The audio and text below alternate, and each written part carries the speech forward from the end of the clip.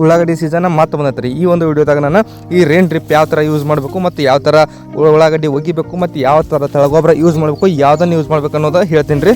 ಈ ವಿಡಿಯೋನ ಪೂರ್ತಿ ನೋಡ್ರಿ. ನಮಸ್ಕಾರ ರೀ ಎಲ್ಲರಿಗೂ. ಇವತ್ತೇನಾಯ್ತಲ್ಲ ರೀ, 1.5 ಎಕರೆ ಉಳ್ಳಾಗಡ್ಡಿಯನ್ನು ಒಗ್ಯಾಗ್ತೇವೆ. ನೋಡ್ತಿರಲ್ಲ, ನಾವು ನಮ್ಮ ಕಡೆ ಈ ಥರ ಕೈಲಿಂದ ಒಗಿತೇವೆ, ಬಿತ್ತುವುದಿಲ್ಲ ಮತ್ತು ನಾವು ಯಾವುದೇ ರೀತಿ ಮಷಿನ್ ಬಳಸೋದಿಲ್ಲ. ಪ್ರತಿ ವರ್ಷವೂ ಇದೇ ಥರ ಕೈಲಿಂದ ಬೀಜ ಒಗಿತೇವೆ. ಬೀಜ ಹೋದ್ಮೇಲೆ ಏನೈತಲ್ಲ ಬೆಳೆಸಾಲ ಹೊಡೆದ ಪ್ರತಿ ವರ್ಷ ಏನೈತಲ್ಲ ಪಾಟ್ ಕೊಡ್ತಿದ್ವಿ, ಅಂದ್ರೆ ಸಾಲ ಬಿಟ್ಟು ಆಮೇಲೆ ನೀರು ಬಿಡ್ತಿದ್ವಿ. ಆದರೆ ಈ ಸಲ ಆ ಥರ ಮಾಡತ್ತಿಲ್ಲ. ಜಸ್ಟ್ ಹೋಗದ ಹೋದ ಸಲ ಏನು ಮಾಡಿದ್ವಲ್ರಿ, ಬೆಳೆಸಾಲ ಹೊಡೆದ ಜಸ್ಟ್ ಸಾಫ್ ಮಾಡಿ ಏನೈತಲ್ಲ ಮ್ಯಾಲೆ ರೇನ್ ಪೈಪ್ ಹಾಕತ್ತೇವ್ರಿ. ಮತ್ತು ಈ ವರ್ಷನೂ ಅದೇ ಥರ ಮಾಡತ್ತೀವಿ. ಮೊದಲು ಏನಾಯ್ತಲ್ರಿ, ಈ ಥರ ಹೊಲ ನಾನು ಗುರುಕ್ ಹೊಡೆದಿದ್ದಿತ್ತ ಈ ಥರ ಸಣ್ಣ ಗಾಡಿ ತೊಗೊಂಡು ಇದನ್ನು ಬೆಳೆಸಾಲ ಹೊಡಿತೀವಿ. ಅಂದ್ರೆ ನೆಲನ ಸಾಫ್ ಮಾಡತ್ತೇವೆ, ಕಟ್ಟಿಗೆ ಕೊಡದ್ಲಿ ಸಾಫ್ ಮಾಡ್ಕೊಂಡು ಆಮೇಲೆ ಅಂದ್ರೆ ಬೀಜ ಒಗ್ಯಕ್ಕೆ ಗಾಂವ್ ಆಗತ್ತೆ ರೀ. ಮತ್ತು ಇದ್ರ ಮೇಲೆ ಬೆಳೆಸಾಲ ಹೊಡ್ಯಕ್ಕೂ ಗಾಂವ್ ಆಗತ್ತೆ. ಅದಕ್ಕಾಗಿ ಈ ಗುರುಕ್ ಹೊಡೆದಿರೋಂಥ ನೆಲನ ಈಗ ಹರಗಾಕತ್ತೇವೆ. ಜಸ್ಟ್ ಅಂದರೆ ಕಸ ಇರೋವಂಥ ಸಣ್ಣ ಸಣ್ಣ ಕಸ ಏನಾಯ್ತಲ್ಲ, ಕಸನೂ ಸಾಯ್ತೈತಿ, ಅದ್ರ ಜೊತೆ ಬೀಜ ಒಗ್ಯಕ್ಕೆ ಅನುಕೂಲ ಆಗತ್ತೆ ರೀ. ಈ ಹೊಲ ಎಲ್ಲ ಸಾಫ್ ಆದ್ಮೇಲೆ ಏನೈತಲ್ರಿ, ನಾವು ಸ್ವಲ್ಪ ಗುರ್ತ ಮಾಡ್ಕೊಂಡು ಈ ಥರ ಕೈಲಿಂದ ಕಾಳು ಚೆಲ್ತೇವೆ. ಅಂದ್ರೆ 1 ಎಕರೆಗೆ 6 ಸೇರು ಮಟ್ಟ ಕಾಳು ಚೆಲ್ತೀವಿ ನಾವು. ಒಗಿಯಾರ ಏನೈತಲ್ಲ 7 ಸೇರು ಮಟ್ಟ ನಾವು ಒಗಿತಾರೆ. ಯಾಕಪ್ಪ ಅಂತ ನೀರಾವರಿ ಕಡಿಮೆ ಇತ್ತಂದ್ರೆ ಒಂದೊಂದು ಬೀಜ ಏನೋ ಫೇಲ್ ಆಗ್ತಾವೆ ಅನ್ನೋ ಕಾರಣಕ್ಕಾಗಿ 7 ಸೇರ್ವರೆಗೂ ಒಗಿತಾರೆ.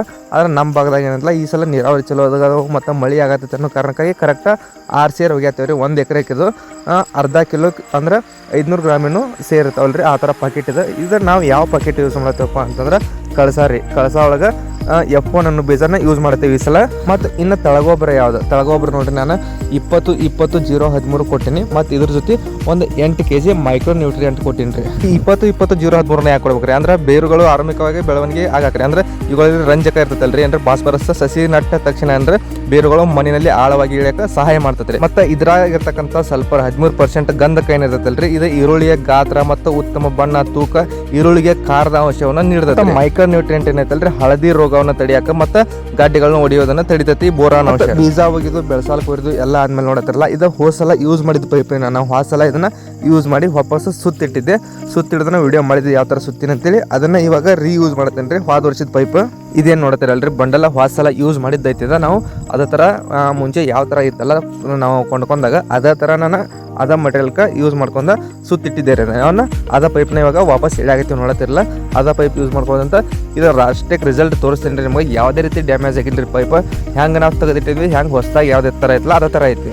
ಮತ್ತು ಫೈನಲ್ ಆಗಿ ನೋಡ್ರಿ, ನಾನು ಸ್ಟಾರ್ಟ್ ಮಾಡಿದಾದ್ಮೇಲೆ ಅಂದ್ರೆ ನಮಗೆ ನೀರಿನ ಪ್ರೆಷರ್ ಕಡಿಮೆ ಇರೋದಂತ ಬರೀ ನಾನು 10 ಸಾಲ ಅಷ್ಟು ನೋಡ್ತಿರಲ್ಲ 10 ಸಾಲ ಅಷ್ಟು ಚಾಲು ಮಾಡ್ಕೊಂಡೀನಿ. ಯಾಕಪ್ಪ ಅಂದ್ರೆ ನೀರಿನ ಪ್ರೆಷರ್ ಕಡಿಮೆ ಐತೆ ನಮ್ದು, ಅದಕ್ಕಾಗಿ ಈ ಥರ ರಿಸಲ್ಟ್ ಐತ್ರಿ. ಅಂದ್ರೆ ವಾಸಲ ಯೂಸ್ ಮಾಡಿದ ಪೈಪ್ ಈ ಥರನ ಈ ಸಲನೂ ಅದೇ ಥರ ಅದಾವೆ, ಯಾವುದೇ ರೀತಿ ಡ್ಯಾಮೇಜ್ ಆಗಿಲ್ಲ ರೀ ಪೈಪ್. ಮತ್ತು ನೈಟ್ ಕರೆಂಟ್ ಇದ್ದು ಅಂತೇಳಿ ನೈಟ್ ಸ್ಟಾರ್ಟ್ ಮಾಡಿದ್ದೆ. ನೋಡ್ತಿರಲ್ಲ ಯಾವ ಥರ ಕಾಣತ್ತಾವೆ. ರೇನ್ ಪೈಪ್ ಕ್ವಾಲಿಟಿ ಮಾತ್ರ ಫಸ್ಟ್ ಕ್ಲಾಸ್ 1 ನಂಬರ್ ಅದಾವೆ ರೀ.